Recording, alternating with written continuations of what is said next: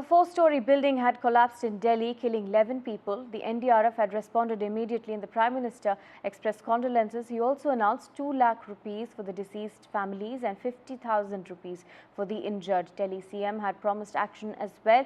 The MCD, in fact, saying that in preliminary investigations, this building did not have load-bearing capacity.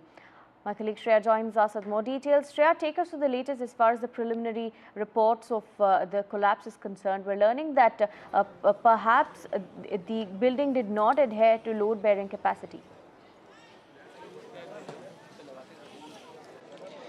That's right, Aarti. We are at the site where 11 lives were crushed in the concrete in the dead of the night here in Mustafabad. Here you can see after 12 hours of grueling rescue operation, almost 20 people were rescued and 11 of them, including 4 children, lost their lives. And you can see the people in the neighborhood, they have gathered here.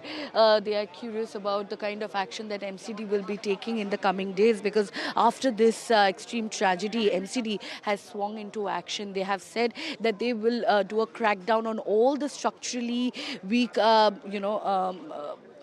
buildings in the neighborhood which do not follow the load-bearing norms, and especially the illegally constructed ground floors of such buildings will be sealed. This is what the MCD commissioner has promised, because the political leaders, including the Chief Minister Rekha Gupta, has also commented on this tragedy, stating that investigation will be undertaken. Remember that the NDRF has identified this tragedy as a pancake collapse, wherein each and every floor, the successive floors kind of collapse without leaving any void for survival.